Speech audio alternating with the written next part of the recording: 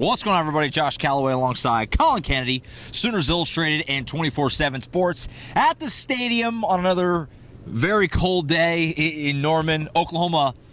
Hard to kill. They beat LSU 17-13 on Saturday. A wacky game. They get their 10th win. They're presumably into the college football playoff. Not sure if they're going to host or not. I got a lot of time to figure that part of it out. But the important thing is they won this game somehow, some way. We're going to react to it. A lot to digest here, Collin. What a wacky game. I mean, it was bleak for quite a while. They were down with about 5 minutes to go, but they get the drive again. John Mateer hits Isaiah Satena for a 58-yard game-winning touchdown, wide open. Yep. The defense was again sensational, as it has been all year. That's their mantra. I just said it, hard to kill. That was what this game was. They're just rodents. They're pests, and I mean that in a lovable way. Grimy, as Brent Venables says. They just don't die. They don't give up. They keep battling, and even though it was not pretty today, they just found a way. This is a gritty win for Oklahoma. Grimy, murky, muddy. All those words. A little bit gross, but I'll tell you what. All those words. Josh, I got to share this. It was hilarious in the post game. You love when these guys show a little bit of emotion, tell you what they're really thinking. Owen Heineke, we're talking to him after this game, and he says, I'm not going to lie to you. There were a couple of moments where I was like, I don't know. And he's absolutely right. That's what everyone was feeling in the stadium, but they're hard to kill, aren't they? It's unbelievable. They're really hard to kill. You see why no one really wants to play this team. There's a lot of controversy surrounding them and their inevitable postseason berth, but I'll tell you what, it's that exact formula that has them in this position. Just another wacky, crazy win, and they did it the way that they typically do. You know, like you said, I mean, the conversation's going to start with John Mateer, obviously. Yeah. He ends up, if you just look at the stats, it's not bad. Well, I mean, I say that. 3 interceptions, okay? 3 interceptions were brutal, and that's the one thing that Oklahoma has not been doing. We talked about the last several weeks. You know, we joked about after Alabama, and certainly last week when they beat Missouri, like those games were the embodiment of, if the offense just doesn't lose the game, that this team has a really good chance to win because the defense is just so good. Today, the offense tried to lose the game. They did. I mean, 3 brutal turnovers by John Mateer. One that they ran back inside the 5. Peyton Bowen gets interception, get the ball right back. 2 more that led to points, but they just somehow, some way find a way to win it anyway. You know, John Mateer did post game, and he's been really honest with us all year. And he had kind of a funny line along the same lines as what Owen Heineke said, where he had a conversation with Ben Arbuckle after the game, and Ben said, "I always believed you. I never gave up on you." And he said, "Are you sure?" Because it was not pretty for John Mateer today. Now he ends up throwing for 318, which that's nice. Had the big game-winning touchdown pass to Isaiah Satena, like we said, but just the offense is just so gross to watch, and they didn't run the ball at all. Again, 2.7 yards per carry. The QB run game was awful. Torrey Blaylock had some nice bursts here and there. Yeah. Xavier Robinson only 6 carries. Jay Nott actually got into this game. He was on the field when they scored the touchdown. You tell me if that's a coincidence. The missing ingredient. Yeah. Obviously, Collin, the defense is unbelievable, and we're going to give them their flowers in a minute. But everyone's going to want to hear about the offense. But that's the conversation. And Oklahoma won this game. It's a happy day. They're going to the playoff. 10 wins. That we'll talk about big picture, all that. But the offense, man, it was gross today, and you don't want to put it all on one guy, but John Mateer's got to be better, man. I don't know what else to say. How many times after these games have you and I sat here and said the same exact thing? John Mateer, time and again over the last few weeks, even when they're winning, has had turnover-worthy plays. Yeah, he's gotten away with it. We've said it so many times, and yet the opposing team never capitalized until now. And you saw what it can look like when he finally gives the ball away, and all of a sudden, this offense that just doesn't have a lot of answers at times, it's an uphill battle and then some, when he is actually giving the other team some takeaways. And look, he's got to be better. We can have the whole debate on whether or not he can be better. I don't know that it's really the thumb. I don't know that. Oh, that wind. The eyes. It is cold out here, folks. We are fighting through it. I'm freezing, dude. The second half of this game was cold. Continue. And Mateer was cold, too. I mean, for most of this game, he's a little bit cold, but look, I think there is something to be said as well for his ability to step up in certain moments. We talked about it last week. Yeah. He ran the ball 18 times, had some big plays in that game. Yeah. In this one, he obviously has the touchdown pass. The Burks play was huge as well. I thought some of the balls he completed to Giovanni Gibson, who had a nice game against the LSU Tigers. It's bad, but there's those little glimpses of good, Josh. And that's what that makes gives it hard. you the hope. You know what I mean? The perfect encapsulation. He rips that ball to Isaiah Satena down here, and it's like, here they go. Yep. Interception, next play. And that's kind of John Mateer in a nutshell, man. I don't know what to make of him. And look, I've been kind of, I've been very open to that. John needs to play a lot better, but I've always been kind of I don't know the right way to put it. Defender's too strong, but this idea that they should look for other quarterbacks in the portal or even go to Michael Hawkins. I've always been, no, that's ridiculous. John is your guy. I thought about it today. Everyone did. Late in the third quarter, we were down here on the field. The conversation was being had. It was like, do you make a change and go to Michael Hawkins? And those fans that are saying that maybe Oklahoma needs to reevaluate the quarterback position in the offseason, I think John Mateer is going to be the guy next year, and I don't think that's the wrong decision. Right. But it is a decision. He's not playing well, and he hasn't played well in a while. But like you said, he has those big plays. He has 300 yards today, and the team loves him. He's got that leadership quality and all that. It's just, I don't know. They're in a weird spot with John Mateer. It's a really weird spot. Yeah, I don't know what the right answer is, at least right now, and I don't know that anyone knows the right answer, but I think, to your point, it's certainly now become somewhat of a debate. And I'm just going to be honest with you. I think that this upcoming college football playoff game for him is kind of an audition. Huge. It's to huge. make this team next year. Now, I know that's a little bit extreme, but you see what I mean. He now understands the gravity of this situation. When he signed up to be the quarterback at Oklahoma, I think he knew what that meant, but he's really going through it. And with this spotlight on him, and now going back to the playoff for the first time in several years, he's going to be the guy that leads this program into the postseason tournament. The fact that you're the signal caller for a playoff caliber program and no one really knows if you're the guy. Yeah. How often does that happen? And again, I don't know that it's going to stay this way. I think we continue to believe that he has the ability to be the quarterback everyone has believed him to be, but he really has to up it, man, because it's not just about the upcoming playoff game. It legitimately might be about his future. Yeah, and I want to stress, I still certainly believe that he's going to be the guy next year. I agree, yes. But, to put it this way, if John were to get in the portal, he'd have a ton of suitors. He'd have dozens and dozens of Power 5 teams that would be interested in him because we've all seen him be really good at times. And so that's what makes it a conundrum. But at the end of the day, he does throw the game-winning touchdown in this game. And again, he had 318 yards.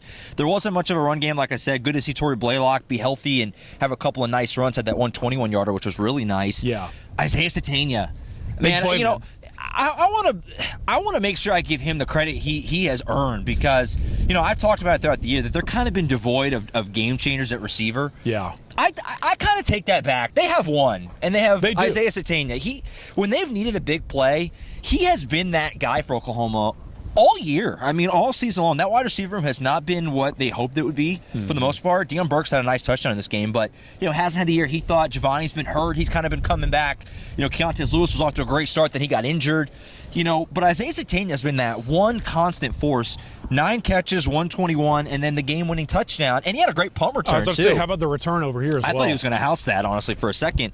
But Isaiah Satena, man, I want to make sure that he's had a great year. Yeah. Give him credit, man. He's had a great year. He comes from a situation at Arkansas where he was being utilized, but not to the degree or the caliber in which he probably should have been used. And I asked him after the game, I was like, look, man, even going back to the start of this year, it has been clear that you're the guy that this team turns to when they need a spark on offense. Yeah. What does that mean to you, especially considering the career outlook he's had over the past several years? And he was very open on it. He's like, I embrace it. I love it. I will do whatever it takes because he has a deep appreciation for this program and this team. And Isaiah Satena, son of a track coach, everyone talks about his professionalism and the work that he puts in behind the scenes. But I'll tell you what, man, for everything he does behind closed doors, he is as good, if not better, in the biggest moments. And what an addition for them out of the portal. If they didn't have him, I can't imagine what this would look like.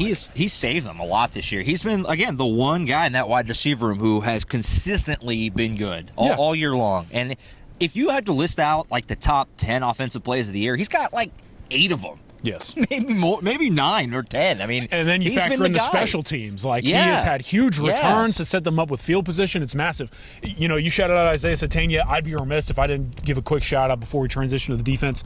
How about Fabechi? Yeah, yes. Jake Michaela misses this game. We talked about the game preview on Friday. An infection, as Brent Venables called it. Scary situation. He was in the hospital for a few days. Sounds like everything's turning for the better there for Jake. Hopefully they can have him back for the playoff game. But Fabechi Wiwu, we talked about on Friday, hadn't played center at the college level. He did a little bit in high school. He was kind of their emergency plan because Troy Everett's been out all year. Kicked inside, and hey, look, it wasn't a problem. I'll say that. I mean, it wasn't an issue today. Well, here's the thing.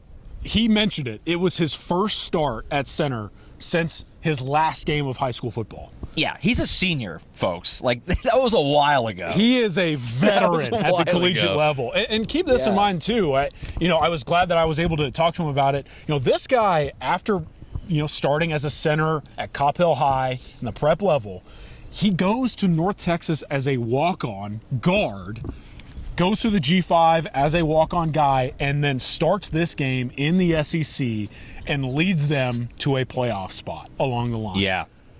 And, I mean, you could tell he got teary-eyed a little bit. Yes, it's about snapping the ball, but think about this, man. Like, he has been elite for them. On the offensive 2 line. years he's been the most consistent guy by At far. right guard. He is, I believe, the only offensive lineman to essentially start every single game for the past 2 years. Oh, yeah. But he has to kick inside at center, something he just has not done despite the model of consistency he has been. And it's not just, again, snapping the ball. I mean, I asked him about it. He's having to make the line calls, and he's having to orchestrate a young front. And it's one thing to be the veteran guard. It's another to be the veteran center when you've got a freshman right next to you, a couple freshmen over there. Obviously, you have Derek Simmons to lean on, but Fabechi, like, there's a lot that went into his performance tonight, especially the surroundings, too, and just huge for him to step up in a game like this. Yeah. And what a meaningful path for him to get to a stage like that. No, really, really cool. And on his senior day, probably didn't expect to play center this year, but they called on him in a must-win game, and they got it done. Let's start with the defense real quick. I don't have much new ground to cover. The defense is awesome. It's unbelievable. They hold LSU. I had to look at the board up here. 198 total yards. They almost double LSU in yardage in this game. It's just LSU runs for 2.9 yards per carry. Michael Van Buren goes 14 to 25 for 96 yards and a pick. After John Mateer throws an interception, they run it back inside the 5, which good hustle by Mateer to force him out of bounds. Yeah. The next play, Peyton Bowen intercepts, and I just sat down. I almost was just like, are you kidding me? Like, this defense, they just get put in these horrible spots over and over, and they just continue to answer. I don't have any more words or adjectives for what this defense has done all year. Once again, the offense, not very good. Didn't do them any favors, and they win anyway, largely because the defense just answers the bell every time. The best way I can sum it up, Josh, I believe LSU in this game has 15 offensive possessions. 3 and outs are hard to come by. 3 and outs are really difficult to force in the SEC. 15 offensive possessions, they force LSU to go 3 and out 7 times. Nearly half of their drives. It's crazy. 3 and outs. They start the game with a huge interception back in their own end zone. They end the game with the pass breakup on 4th down. That's right. Peyton Bowen is unbelievable. This defense as a whole, I looked at Tom Green, our colleague in the press box. They return that kick. The one time you let up a long kick return. And Tate Sandell, good hustle to kind of help slow that down. And I looked at Tom, especially as it got to the 2-minute timeout, and I said, Brent Venables came to Oklahoma because he wanted to build a championship caliber defense. His unit, that defensive mind was going to have the opportunity to win this game to send his program to the playoff. They got it done. They got it done. Grayson Halton. What a great year for Grayson Halton. He gets his hand on the pitch. Unbelievable just play. Yeah. They lose 20 yards on that, but give Michael Van Buren credit. A sick throw on the run to get a bunch of that yards back. Got him a field goal try, which they hit. And now you look up, LSU's got the lead, less than 8 minutes to go. And then Oklahoma gets stopped. They have to punt, and it's like, it's not feeling good at that point, but the defense gets another stop because they always do. And then, Jaron Kanik on his senior day, back-to-back catches, makes a guy miss, and then the Satena bomb for the touchdown and the win. And that play was a little bit of a gift because Satena was just wide open. He just ran by everyone. LSU just didn't pick him up, which is hilarious because, as we said, he's the one guy who's made plays all year, and LSU just lost him. Yep. And John Mateer floated out there for him. He made the play on it, and Oklahoma wins. It's crazy. I don't really know. But then they get the stop that you're talking about. Yes. Look, all right, moving forward, I joked with some folks. They're going to go to the this. playoffs. Yes. They're going to go. I joked with some folks after the game. Number one, they say survive and advance. You literally survived and advanced in the back end of this season, in the month of November, to go to the playoff. They basically were playing a playoff game every single week. Look, Brent Venables, great story he told postgame, that after the Ole Miss loss, he said he doesn't like to do this thing at all, but they were 6-2, and he pulled up the ESPN playoff predictor, which gave them a 90-something% chance to make it if they ran the table. Mm-hmm. And he said those guys that day made a decision. And, they've talked about it before, where after the Ole Miss loss, there was a conversation with the team of, like, when are you guys going to stand up and say enough is enough with this and change what playing Oklahoma means, basically. Mm-hmm. This Red November run is unbelievable, right? No matter what happens, we'll see what happens, right? Well, they're going to be in the playoff. We'll see what they can do when they get to the offense. Obviously, leaves a lot to be desired, and there's not going to be a lot of confidence. But this run is special. Sorry, I didn't mean to cut you off. No, it's well put by you. And again, you survive and advance all the way through at a time where you had to. They've been playing playoff football for a month. It's an unbelievable run. And this program, this coaching staff, these players should be incredibly proud of what they've accomplished. So on one hand, you survive and you advance. But Josh, I also joked with some folks too. It's like, they're survive and advance. On the other hand, though, they may not necessarily ask, it doesn't matter how. They used to just say, it just matters how many. I am curious to see what the aftermath of this game has from an impact standpoint on their playoff outlook. You hinted at it, quickly touching on it here on the back end. Like, they won, they're in. That's all that really matters. And I think Brent put it aptly after the game. They'll play a playoff game in the parking lot tomorrow. Sure. And they've been better on the road this year. They would. And they would love to play on the road, too, it seems like. But they had an opportunity to lock down a potential playoff game at home. And it feels like now that's up in the air. So on one hand, this outcome is huge. It's meaningful. It's everything you wanted. It's great. But on the other hand, too, the playoff committee has literally said in the past they're questionable about this offense. Right. Today didn't offer much. It's a fascinating layer to this outcome, and again, one that still gets you into the postseason dance. No doubt. Like I said, they're going to be in. To your point, I don't know what this does for their seeding. I mean, I think there's definitely a world where we'll see how things shake out the rest of the day and next weekend, certainly. But I think there's definitely a world where they slip off that 8 line and end at 9 or maybe 10. I mean, who knows? And that would obviously mean going on the road, which this team's been awesome on the road. Brent Venables said, like, hey, just tell us where to go and we'll play. But, that all said, 10 wins. This team won 10 games. Yeah. For the year, did you say 8-4? I said 8-4 before the year. I think anyone would have said 9 wins would have been a great year, and they won 10, and they're going to the playoff. And so, look, the bar is much higher at Oklahoma. You're expecting to compete for national titles. Yeah. But where this thing was last year, I don't know how you could say anything other than a resounding success of a season. You won 10 games. There's still work to be done on offense, but the defense is unbelievable. You're going to the playoff. You're going to play on the biggest stage in the playoff where everyone in America is going to be watching you. The recruiting is going great. They got to commit today.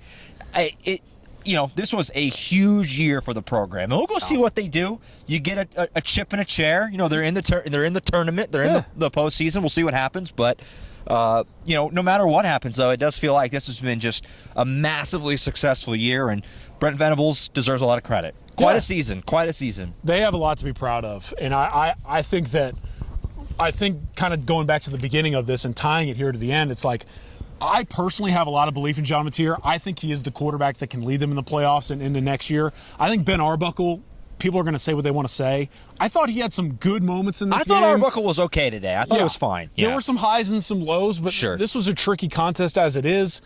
Obviously, we nitpick these individual moments, and we sometimes make too much of the minute individual moments of a season. Yeah. It is unbelievable that we are talking here at the end of the regular season, one that started with a lot of questions, ending with a lot of answers. And yes, there are more to be answered, but They have realized every aspiration they've had, and man, I think that fans should still have a lot to celebrate too, because this is everything you would probably ask for and then some. We've got 3 weeks to talk about the playoff, and obviously next Sunday we'll get a bracket, and we'll officially know who Oklahoma's playing and where they'll be playing. But it's just crazy. This was just an insane game because on one hand it was like, how did Oklahoma win that football game? The other hand, at the same time, somehow they doubled them in yards, and it was like they were the better team, but also felt like they pulled one out. Like, I don't know how it can be both, but it is somehow. But that's this team, I guess, in a nutshell. Wild season, hard to kill. It's freezing out here. Let's wrap this up. Yeah. Any final thoughts from you at all? It's really cold. We're the last ones out here. When we started, there was a bunch of people out here. It's a ghost town because everyone else is smart enough to get out of here. Happy Thanksgiving. Hopefully everyone had a great holiday week, and hopefully this was even more to be thankful for. No doubt. What a season. It's not over yet. Obviously, full coverage on the website, oklahoma.247sports.com. On the YouTube page, you can hear from Brent Venables, Ben Arbuckle, John Mateer, and a whole bunch of players. And we'll have the podcast on Monday with Tom Green, wrap this all up, look ahead to the playoff, and also have a lot of coverage over the next couple of weeks, getting you ready for the CFP, and then we'll, wherever it may be in about 3 weeks' time, we'll be there, and we'll be ready to go on what will be a crazy, no matter who or where, it'll be insane. I can't wait. It's going to be awesome. That's it for now. For Collin Kennedy, I'm Josh Callaway. Let's go get warm. I just messed up my own name because it's that cold. We'll see you next time here on Sooners Illustrated.